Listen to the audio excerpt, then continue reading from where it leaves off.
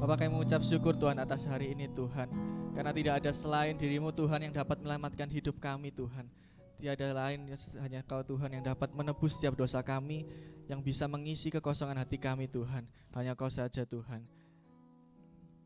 sang cinta sejati yang harus selalu ada dalam hidup kami masing-masing Tuhan. Terima kasih Tuhan atas hari ini, hari yang luar biasa Tuhan, kami bisa berkumpul bersama-sama untuk mendengarkan sebagian dari firman-Mu Tuhan.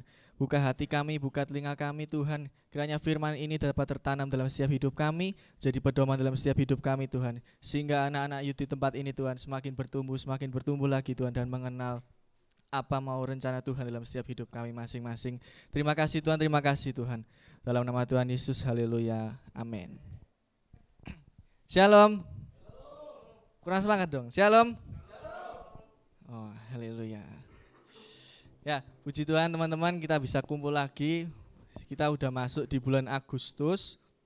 Enggak kerasa teman-teman, bulan Agustus tahun 2022 ya.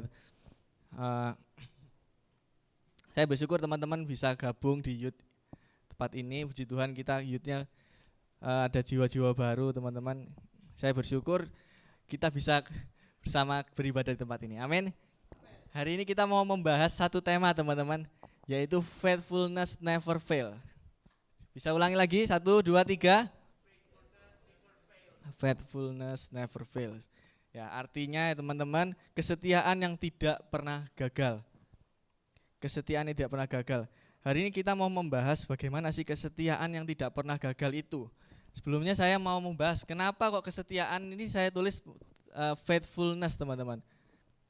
Jadi kesetiaan yang akan kita bahas ini bukan seperti kita kesetiaan pada saat kita bekerja, seperti menyangkut mengenai kita berorganisasi, kita bekerja. Kalau yang itu kesetiaannya kalau di dalam bahasa Inggrisnya itu loyalty teman-teman.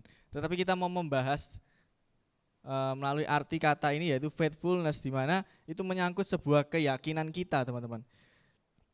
Dan apa yang kita yakini itulah akan menjadi ketaatan kita dan kita akan kerjakan teman-teman. Jadi kita mau membahas kesetiaan yang tidak pernah gagal dalam kehidupan kekristenan kita. Dan apakah sudah ada di dalam kehidupan kita sejak waktu kita mulai mengikut Tuhan sampai hari ini? Apakah kesetiaan yang tidak pernah gagal itu sudah dalam hidup kita, sudah kita rasakan? Ya. Mungkin hari ini kita mau belajar melalui firman ini.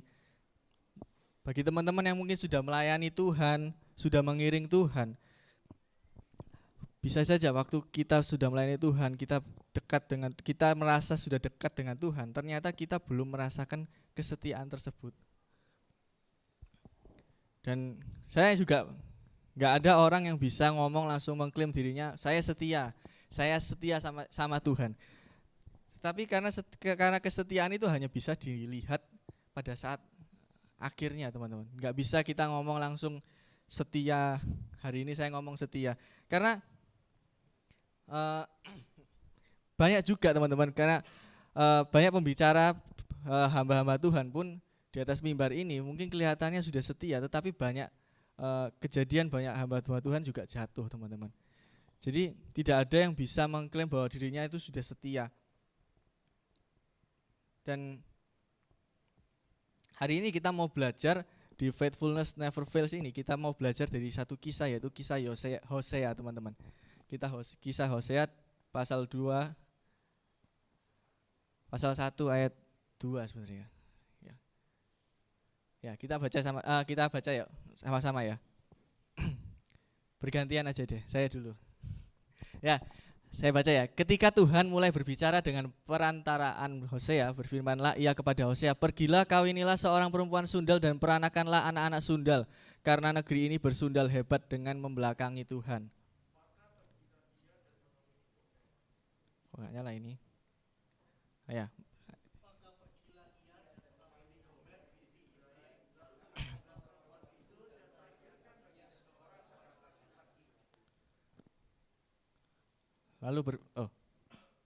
Kemudian berfirmanlah Tuhan kepada Hosea, "Berilah nama Yisril kepada anak itu, sebab sedikit waktu lagi maka aku akan menghukum keluarga Yehu karena hutang darah Yisril, dan aku akan mengakhiri pemerintahan kaum Israel. Maka pada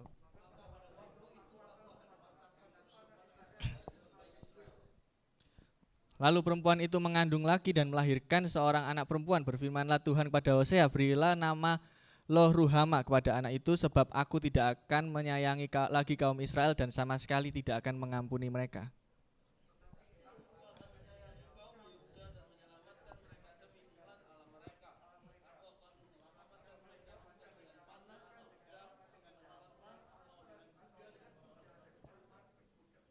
Sesudah menyapih Lo-ruhama, mengandunglah perempuan itu lagi dan melahirkan seorang anak laki-laki. Lalu berfirmanlah ia, berilah nama Lo-ami kepada anak itu, sebab kamu ini bukanlah umatku dan aku ini bukanlah Allahmu.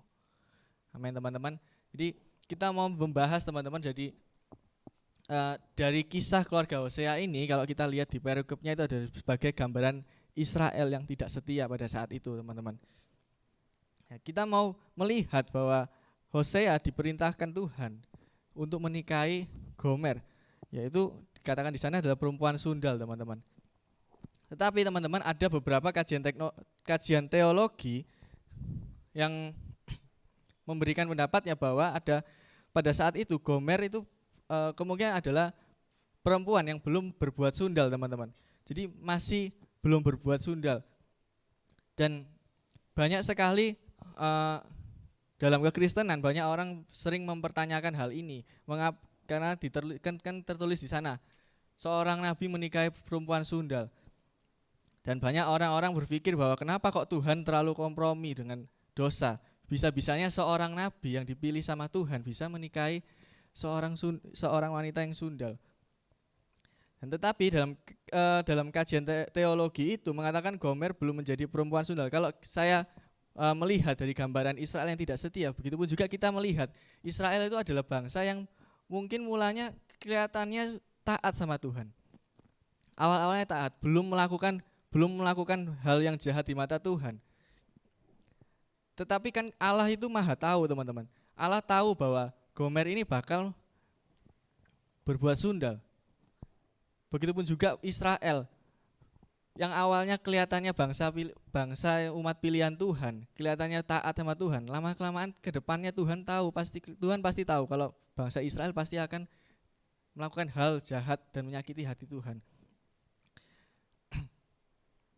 Kalau kita lihat teman-teman ya di cerita yang tadi, pertama Hosea mendapatkan anak yang pertama, yaitu artinya Yisril teman-teman. Artinya Yisril, yaitu Allah mencerai beraikan kerajaan Israel utara karena melakukan kejahatan di mata Tuhan. Pada saat itu bangsa Israel sedang dalam kondisi lagi jaya-jaya teman-teman, lagi hidup dalam kemakmuran, kemudian diberkati Tuhan. Tetapi seperti biasa teman-teman, kalau kita sering sekali melihat cerita bangsa Israel, setiap mereka diberkati Tuhan, setiap mereka ditolong Tuhan, mereka selalu mengalami degradasi kerohanian dan moralitas teman-teman. Dan pada saat itu mereka menyembah dewa-dewa Baal, berhala, dan mereka mulai menduakan Tuhan. Jadi cerita Hosea ini menjadi gambaran bahwa Israel sudah berpaling jauh daripada Tuhan teman-teman. Dan kalau kita melihat kenapa kok Tuhan kasih contoh melalui pernikahan dari Hosea menikahi si Gomer ini teman-teman. Karena kita tahu bahwa hubungan antara Tuhan dan Israel bagaikan seorang mempelai wanita dan pria. Kita pun juga belajar di Alkitab pun sering sekali kita ini dianggap seperti mempelai Kristus teman-teman. Jadi salah satu contoh yang benar-benar sangat mewakili bagaimana hubungan antara Tuhan dan bangsa Israel pada saat itu. Dan bangsa Israel menduakan Tuhan dan mengkhianati Tuhan. Dan pada saat setelah Tuhan memberikan nama kepada Yisril itu, di sana tertulis ada busur panah yang menggambarkan kekuatan yang pada saat itu Israel sedang berjaya-jayanya.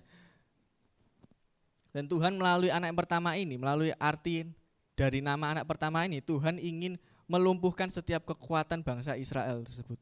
Jadi Tuhan benar-benar mau menjatuhkan bangsa Israel. Tuhan benar-benar mau melepas bangsa Israel tersebut teman-teman.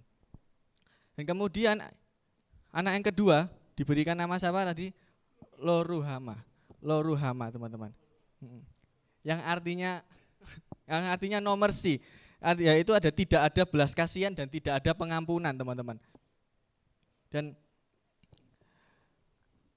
kita selalu tahu bahwa Allah itu Maha Pengampun ya teman-teman ya.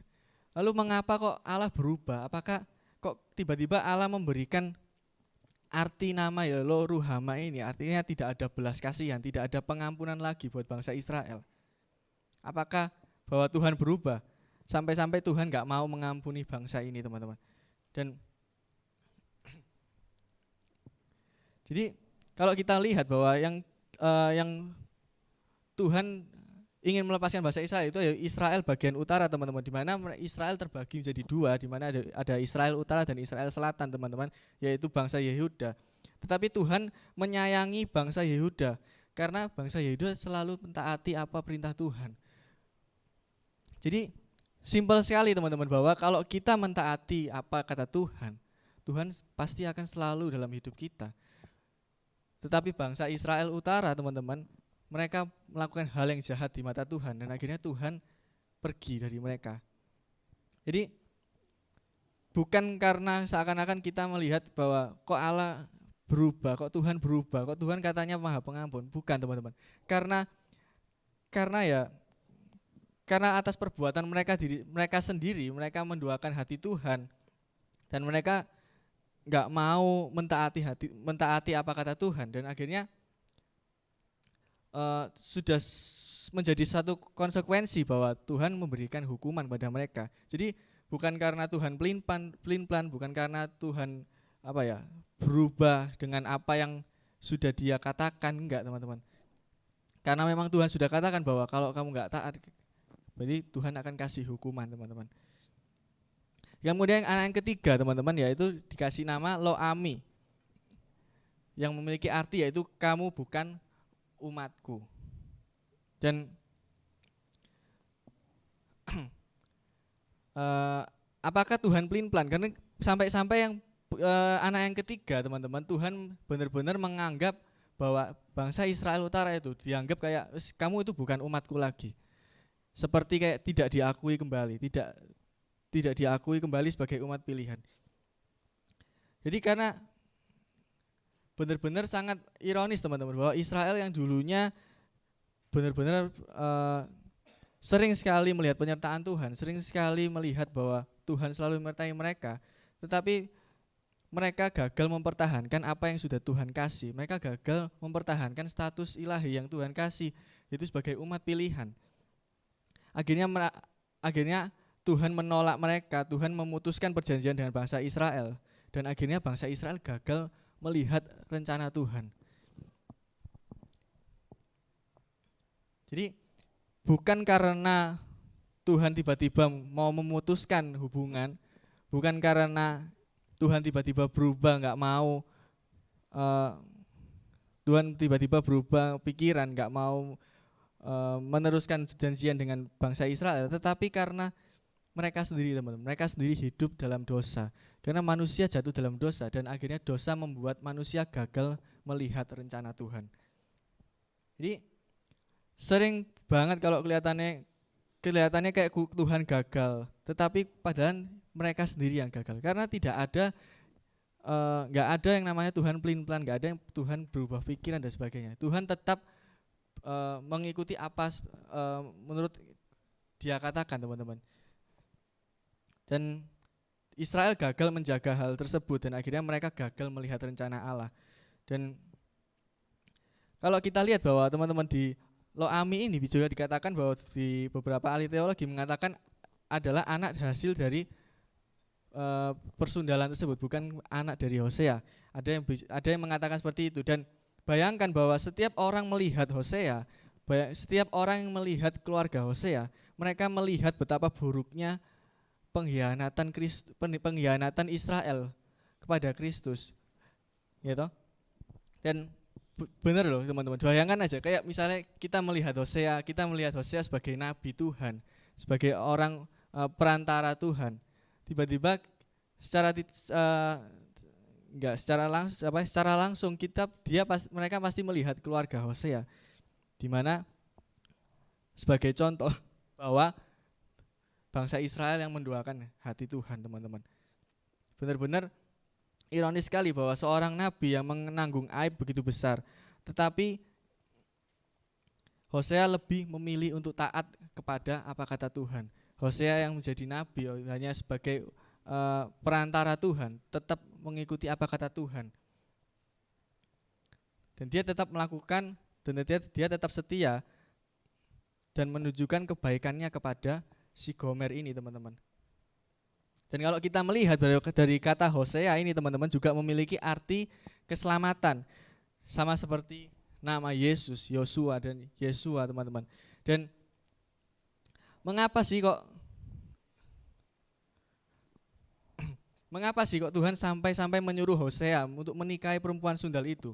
Kayak benar-benar kayak kalau kita menyindir orang dengan benar-benar memberikan contoh yang begitu belak-belakan, begitu real, begitu benar-benar menjadi satu aib yang begitu besar, orang-orang banyak melihat. Karena Tuhan ingin menunjukkan bahwa keselamatan, Hosea menjadi gambaran, menjadi keselamatan yang diberikan pada bangsa Israel itu benar-benar nyata, teman-teman, bahwa enggak main-main. Mungkin banyak sekali bangsa Israel itu sudah benar-benar kelihatan depan mata loh. Ada Tuhan yang menyertai, ada keselamatan yang diberikan pada mereka. Tetapi mereka itu kayak gak menganggap serius, gak menganggap bahwa ini tuh harus dijaga. Dengan gampangnya mereka menduakan hati Tuhan, dengan gampangnya mereka mengkhianati hati Tuhan. Dan keselamatan ini pun juga sama pada hari ini, teman-teman, bahwa keselamatan Yesus yang lakukan di atas kayu salib untuk kita, itu juga sangat-sangat nyata, teman-teman. Jadi dari kisah ini, teman-teman, dari gambaran keluarga Hosea ini mengajak kita bahwa benar-benar kita mau menghargai karya keselamatan Kristus dalam setiap hidup kita. Bukan karena main-main, bukan karena hanya sekedar mendengar, oh ya Yesus menebus dosa kita, ya sudah selesai. Tapi benar-benar kita mau menerima, kita mau menjaga benar-benar bahwa keselamatan yang Yesus kasih buat setiap kita itu benar-benar berharga. Amin, teman-teman. Dan kita mau belajar dari akibat ketidaksetiaan itu apa, teman-teman? Kita mau melihat dari Yisrael, yaitu Tuhan mencerai-beraikan. Yaitu dikatakan biasanya Tuhan melumpuhkan setiap kekuatan bangsa Israel. Kemudian Israel masuk ke masa pembuangan dan Tuhan membuang dan mengasingkan mereka, dijauhkan dari hadirat Tuhan. Jadi poin pertama ini, teman-teman, Tuhan mencerai-beraikan, Tuhan mengasingkan mereka. Mungkin pada saat hari ini kita beribadah, kita benar-benar sama-sama fokus menyembah Tuhan. Jangan-jangan pada saat kita beribadah, mungkin ada salah satu mungkin dari teman-teman beribadah, kita mengalami hal yang asing pada saat kita menyembah Tuhan. Kita merasakan hal yang asing pada saat kita mau ketemu Tuhan, kita mau berdoa kepada Tuhan. Pernah gak sih teman-teman kayak gitu? Kayak seperti kita berdoa, kelihatannya semua benar-benar merasakan hadirat Tuhan. Saya setiap ke gereja kok kelihatannya gak ada merasakan apa-apa. Saya merasa asing, saya merasa kayak gak ada, saya gak merasa seperti benar-benar dilawat sama Tuhan. Bahkan mungkin kita yang sudah merasa kenal sama Tuhan, kita yang sudah merasa tahu pelayanan yang baik buat Tuhan seperti apa, tapi ternyata itu hal yang kosong, hal yang asing di mata Tuhan. Karena apa? Karena ada satu ketidaksetiaan, ada hal mungkin itu enggak kita sadari atau mungkin kita enggak mau akui bahwa ada ketidaksetiaan yang ada dalam hidup kita. Dan akhirnya ketidaksetiaan itu membuat diri kita semakin asing di hadapan Tuhan. Jadi kita mau belajar dari ayat ini. Saya pun juga belajar. Apakah ada ketidaksetiaan? Masih ada ketidaksetiaan dalam setiap hati kita pada Tuhan. Jangan sampai ketidaksetiaan ini kita belum bereskan. Jadi sampai setiap minggu kita ke gereja, kita melayani Tuhan, ternyata itu enggak ada artinya, teman-teman.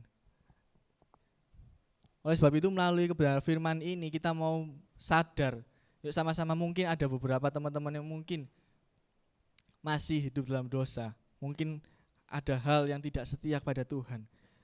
Kelihatannya mungkin itu kecil, mungkin kita sepele, kita nggak mau ngaku itu. Tapi itu bisa menjadi hal yang benar-benar menjadi lubang besar buat kita. Pada akhirnya kita ditemui, kita nggak setia di hadapan Tuhan. Amin. Dan akhirnya kita merasa terasingkan sehingga hadirat Tuhan itu menjadi hal yang asing. Kita beribadah, kita nggak merasakan apa-apa, kita nggak merasakan lawatan Tuhan. Karena di Yakobus 4 ayat 4 katakan, hai kamu orang-orang yang tidak setia, tidakkah kamu tahu bahwa persahabatan dengan dunia adalah permusuhan dengan Allah. Jadi barang siapa hendak menjadi sahabat dunia, ia menjadikan dirinya musuh Allah. Jadi kita menjadi asing di hadapan Allah karena memilih bersahabat dengan dunia. Kita lebih memilih hidup dalam dosa, kita lebih memilih untuk mempertahankan dosa ini. Dan akhirnya sama seperti gambaran Gomer menjadi wanita sundal, menjadi gambaran seseorang yang tidak puas akan cinta yang sejati, teman-teman. Gomer padahal sudah diberikan Hosea sebagai suaminya, seorang nabi, teman-teman. Tapi dia enggak benar-benar merasakan cinta yang sejati, yaitu Tuhan, teman-teman. Dan dia selalu mencari kepuasan cinta di luar sana. Dia selalu mencari hal-hal duniawi yang mencoba untuk memuaskan dirinya. Padahal ada satu pribadi yang bisa memberikan kita cinta yang sejati. Kita benar-benar merasakan cinta yang sejati, dan yaitu adalah kasih Kristus, teman-teman. Sama-sama kita mau renungkan, teman-teman, bahwa apakah kita selama beribadah ini kita merasa asing atau tidak? Apakah kita benar-benar merasa kita sudah dikenal sama Tuhan? Setiap kita beribadah, kita merasakan lawatan Tuhan, kita mendengarkan firman Tuhan, Tuhan menegur setiap hati kita. Jangan sampai kita kelewatan dan akhirnya kita kebablasan, teman-teman, kita gak dikenal sama Tuhan. Amin. Kemudian yang poin kedua, teman-teman, yaitu diberikan nama yaitu Loh Ruhama. Tidak ada pengampunan. Saat kita menduakan Tuhan, kita tidak setia. Alkitab mengatakan kalau kamu suam-suam kuku, kamu gak panas, kamu gak dingin, Tuhan muntahkan, teman-teman. Dan kenapa sih kok Tuhan gak mau mengampuni, gak mau memberikan belas kasihan? Banyak hamba-hamba Tuhan mengatakan bahwa Tuhan itu maha pengasih, maha pengampun. Seburuk-buruknya dosamu, Tuhan pasti mengampuni. Katanya kayak gitu kan. Apakah Tuhan kayak pelin-pelan? Apakah Tuhan berubah? Seperti di Roma 9 ayat 15, sebab ia berfirman kepada Musa, aku akan menaruh belas kasihan kepada siapa aku mau menaruh belas kasihan, dan aku akan bermurah hati kepada siapa aku mau bermurah hati. Jadi bukan karena kayak gara-gara kita seakan-akan seenaknya sendiri, gara-gara kita tahu bahwa Allah itu maha pengampun. Kita hidup kadang kita hidup dalam dosa, kita balik ke Tuhan, bolak-balik seperti itu. Kita merasa Tuhan pasti mengampuni. Ternyata Tuhan tidak memberikan pengampunan kembali buat kita. Terus kita mau kecewa, terus kita mau kayak katanya maha pengampun. Bukan karena itu, teman, karena memang sudah haknya Tuhan, sebagai hak prerogatifnya Tuhan. Tuhan mau seperti dikatakan di Roma ini, Tuhan mau menaruh belas kasihan kepada siapa aku mau menaruh belas kasihan, teman-teman. Jadi jangan sampai belas kasihan Tuhan itu ditentukan atau diatur oleh kita. Kita seakan-akan kita mengatur bahwa kalau aku berbuat dosa, terus tiba-tiba aku tak tobat, terus aku tak melayani Tuhan.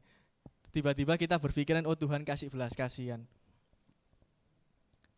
Kemudian kita balik lagi dalam dosa. Seakan-akan kayak kita bisa ngatur Tuhan itu pasti ngampuni lah.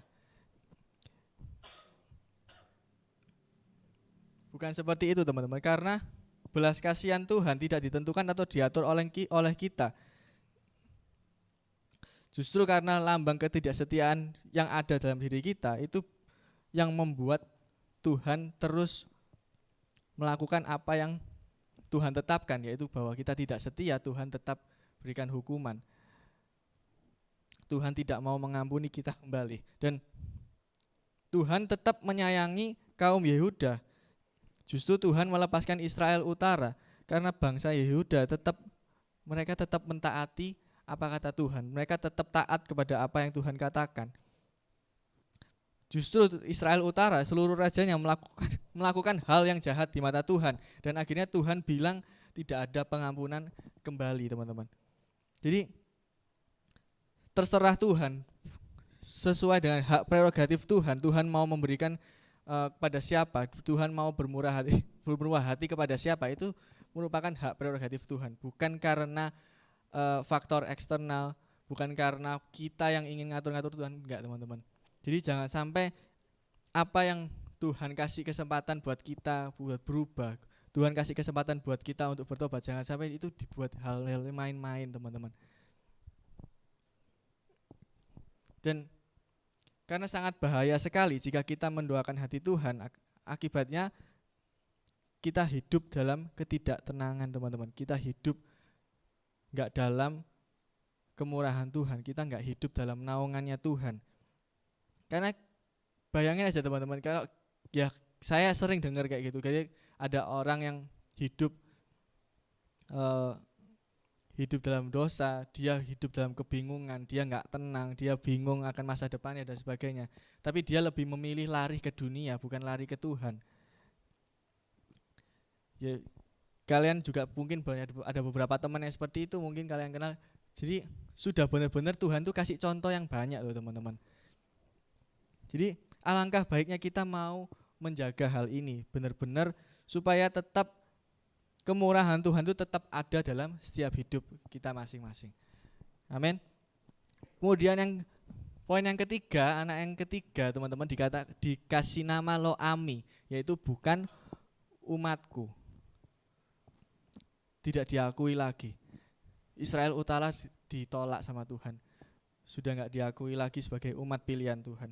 Dan Tuhan membatalkan perjanjian dengan bangsa Israel karena ketidaksetiaan Israel. Akhirnya karena kerusakan dan kehancuran spiritual dan moralitas Israel. Dan akhirnya pola ini menggambarkan pola kehidupan manusia. Sebenarnya teman-teman sama saya itu bisa setia sampai akhir. Mungkin kelihatannya kita pada saat hari ini kita beribadah, kita ngikuti ibadah di gereja ini ya, ikut doa malam, doa puasa ya toh, terus ikut iyut, ikut ibadah umum. Kelihatannya kita setia, kita ngikuti setiap ibadah. Tetapi sewaktu-waktu kita itu bisa berubah. Saya pun juga selalu berhati-hati, teman-teman. Bisa saja pada saat saya kayak gini, terus saya tiba-tiba pulang dari gereja, saya tiba-tiba berpaling dari hadapan Tuhan, saya tiba-tiba nggak mau ngikuti Tuhan. Itu bisa aja, teman-teman. Ada satu momen yang bisa membuat diri kita secara tidak langsung berubah. Jadi kita mau benar-benar menjaga, kita mau benar-benar was-was, teman-teman. Bukan karena kita sombong, oh aku wis pelayanan banyak, aku sudah mendengarkan firman Tuhan, Alkitab itu tak baca bolak-balik, sudah merenungkan firman Tuhan. Kayak saya dulu waktu itu pernah ngajak orang di youth ini datang loh, dia ngomong kayak, wis tahu kabeh kok aku, wis tahu kabeh, wis itu bukan apa ya, kayak ngomongnya, bukan bagianku lagi, bukan jatahku lagi. Dan saya lihat ya, saya nggak berani ngejudge, teman-teman. Saya melihat bahwa ya bagi saya apa yang dia lakukan itu menjadi batu sandungan buat saya, teman-teman. Dari tingkah lakunya, dari sikapnya, saya akhirnya saya bukannya kayak kepahitan dan sebagainya, saya akhirnya itu menjadikan buat contoh buat saya. Oh iya, ternyata ada orang seperti itu, ada orang yang kelihatannya dia merasa tahu, dia merasa sudah dewasa dalam kerohaniannya, ternyata ya seperti itu. Akhirnya saya menyimpan itu jadi sebagai contoh buat referensi saya. Dan bahaya sekali saat kita menganggap kesetiaan Tuhan adalah barang yang murahan, dianggap remeh. Kalau kita menganggap remeh, kita menganggap kesetiaan Tuhan itu main-main, kita nggak mau menjaga benar-benar, itu bisa benar-benar bahaya. Kita nggak bisa hidup dalam kemurahan Tuhan. Tuhan benar-benar menolak kita. Tuhan nggak mau mengakui kita sebagai anaknya. Jadi bagaimana? Jadi bagaimana jika di antara mereka ada yang tidak setia? Dapatkah ketidaksetiaan itu membatalkan kesetiaan Allah? Sekali-kali tidak. Kelihatannya kita belajar teman-teman, kalau tadi kita belajar, kalau kita tidak setia, apakah Tuhan tetap setia? Kelihatannya Tuhan tetap mengikuti apa yang sudah Dia tetapkan. Kalau kita nggak setia, Tuhan kasih hukuman. Kelihatannya Tuhan kayak wis lepas tangan, enggak teman-teman. Tetapi Tuhan tuh tetap mau setia buat kita. Tuhan enggak pernah berubah, Tuhan tetap setia. Kesetiaannya Tuhan tuh enggak pernah berubah. Dan bagaimana kita tahu kesetiaannya tidak pernah berubah dalam kehidupan kita? Kesetiaannya dapat dilihat dalam hidup kita melalui karya keselamatan Kristus. Jadi jangan sampai beranggapan kalau ada orang kayak beranggapan, oh aku udah jatuh dalam dosa yang benar-benar berat. Terus tiba-tiba akhirnya dia nggak mau berbalik ke Tuhan. Dia merasa kayak aku ini sudah nggak diterima lagi. Aku udah kayak wis benar-benar hidup dalam dosa. Tapi enggak teman-teman. Kita mau tahu bahwa Allah itu tetap setia meskipun seburuk-buruknya masa lalu kita, sejahat-jahatnya kita dulu. Kesetiaan Allah itu tetap sama. Dan kita mau mengerti bahwa pada saat mungkin teman-teman di tempat ini, kita mau terus ingat bahwa kesetiaan Allah itu tidak pernah berubah. Jadi pada saat kita jatuh dalam dosa, pada saat kita lemah kerohanian kita mau selalu ingat bahwa Allah itu tetap setia buat kita. Jadi jangan sampai kita berpikiran bahwa wes aku udah berbuat dosa, aku enggak mau balik lagi Tuhan. Bukan teman-teman. Allah selalu mau menerima setiap kita. Ya, kita mau lihat di Gospel Connection ya teman-teman, di Roma 8 ayat 32, Ia yang tidak menyayangkan anaknya sendiri tetapi yang menyerahkannya bagi kita semua. Bagaimana mungkin Ia tidak mengaruniakan segala sesuatu kepada kita bersama-sama dengan Dia. Dia yang sudah memberikan anaknya yang tunggal untuk menebus setiap dosa kita, teman-teman. Dikatakan di sana, bagaimanakah mungkin Ia tidak mengaruniakan segala sesuatu kepada kita bersama-sama dengan kita. Dari satu ayat ini teman-teman menunjukkan bahwa begitu besar kasih Allah teman-teman. Dia mau menebus setiap dosa kita. Tuhan mengaruniakan, memiliki arti kata karisoma ya teman-teman, yaitu adanya kebaikan, diterima kembali dan ditebus. Dan kesetiaan tidak bisa digagalkan atau dirubah karena melalui Tuhan yang mengaruniakan bagi kita ini loh, melalui karisoma ini teman-teman. Waktu saudara hidup dalam karisoma Tuhan, dan saudara pasti akan merasa diterima kembali. Pada saat saudara mengenal bahwa Tuhan sudah mengaruniakan kasih karunia buat kita semua, Tuhan sudah berbelas kasihan pada kita, Tuhan mau tetap setia pada kita. Kita ini bisa merasa bahwa kita ini sudah diterima kembali teman-teman. Seburuk-buruknya apa yang sudah kita lakukan, sejahat-jahatnya kita melakukan hal yang jahat di mata Tuhan, serapu-rapunya kehidupan teman-teman pada masa lalu teman-teman. Dan Allah itu tetap mau memberikan kebaikan dalam setiap hidup kita, mau menerima kita, mau menebus setiap dosa kita. Di Roma 9 ayat 25 sampai 26, seperti yang difirmankannya ada juga dalam kitab Nabi Hosea, yang bukan umatku akan kusebut umatku, dan yang bukan kekasih, kekasih. Dan di tempat di mana akan dikatakan kepada mereka, kamu ini bukanlah umatku, di sana akan dikatakan kepada mereka anak-anak Allah yang hidup. Jadi kesetiaan Tuhan tidak bisa dirubah, tidak bisa dibatalkan. Seperti yang saya bilang tadi, kesetiaan Tuhan itu tidak pernah berubah, tidak bisa dibatalkan. Karena didasari satu kata ini loh, karisomai tadi teman-teman. Tuhan mau memberikan kasih karunia-Nya buat setiap kita. Dan melalui kasih karunia Tuhan yang sudah diberikan setiap kita, itu menjadi satu hal di mana kita dituntut untuk melakukan pertobatan, teman-teman. Karena melalui pertobatan setiap kehidupan kita bisa berubah, kita meninggalkan dosa kita, akhirnya kita bisa melihat rencana Tuhan dalam setiap hidup kita. Dan akhirnya Tuhan menuntut pertobatan.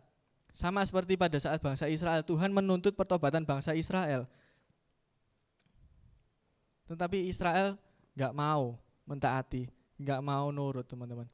Dan akhirnya sampai Tuhan mengambil keputusan, Tuhan gak mau mengakui mereka kembali. Tuhan mau menolak mereka.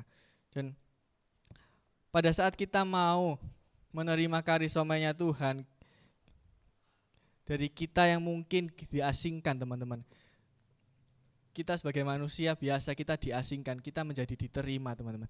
Pada saat kita hidup dalam dosa, kelihatannya kita tidak diampuni. Tetapi melalui kita hidup dalam kasih karunia Tuhan, kita menjadi diampuni. Pada saat kita hidup dalam dosa, kelihatannya kita ditolak. Tetapi Tuhan mau angkat kita jadi anaknya. Jadi sebagai ayat penutup, teman-teman, saya undang pemain musik juga. Di Roma 8 ayat 29, sebab semua orang yang dipilihnya dari semula, mereka juga ditentukannya dari semula untuk menjadi serupa dengan gambaran anaknya. Kita ini sudah dipilih dari semula, kita itu jadi gambarannya, teman-teman. Kita menjadi serupa gambaran anaknya, supaya ia anaknya itu menjadi yang sulung di antara banyak saudara. Dan mereka yang ditentukannya dari semula, mereka itu juga dipanggilnya. Dan mereka yang dipanggilnya, mereka itu juga dibenarkannya. Dan mereka yang dibenarkannya, mereka itu juga dimuliakannya.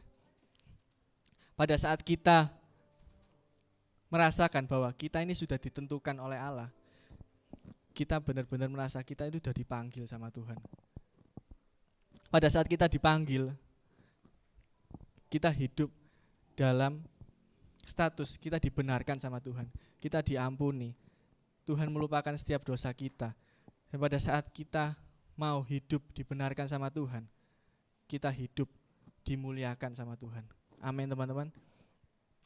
Jadi dari 3 hal ini kita bisa rasakan kalau kita benar-benar mau hidup dalam kasih karunia Tuhan. Amin.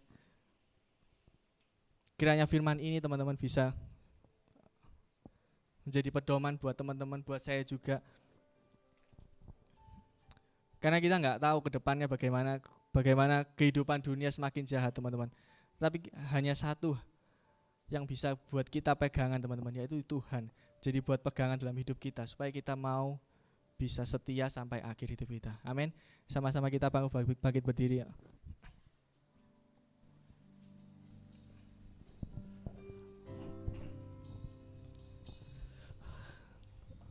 Terima kasih Tuhan.